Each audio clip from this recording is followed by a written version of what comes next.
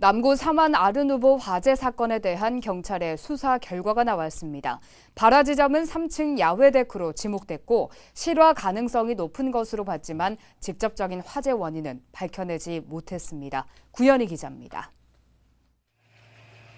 지난 10월 8일 밤 발생한 사만 아른 후보 주상복합 화재.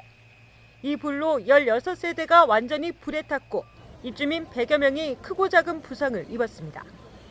소방서 추산 106억 원의 재산 피해도 냈습니다. 화재가 난 지 2달이 지났지만 입주민들은 여전히 집으로 돌아가지 못한 채 건물은 텅 비어 있습니다. 2달간 경찰과 소방, 국가수 등이 7차례 걸쳐 합동조사를 벌였지만 화재 원인을 규명하는 데 실패했습니다. CCTV 52대와 피해 입주민들과 인근 주민 등을 상대로 탐문 조사까지 벌였지만 성과가 없었습니다.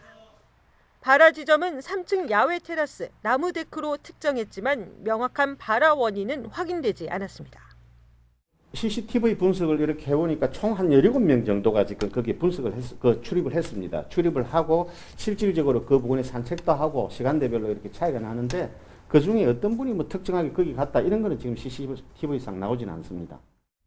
담배꽁초로 인한 실화 가능성도 제기됐지만 실험 결과 가능성이 희박한 것으로 나타났고 정기적 요인도 방화 혐의점 역시 없는 것으로 판단했습니다.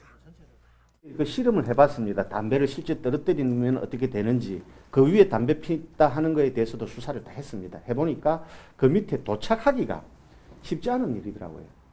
바람으로 인해서. 다만 화재가 빠르게 확산된 원인은 밝혀졌습니다.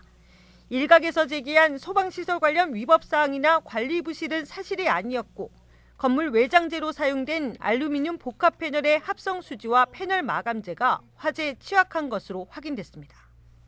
하지만 해당 건물의 승인 당시엔 외장재에 대한 별도 처벌 규정이 없던 때라 처벌할 수 없습니다.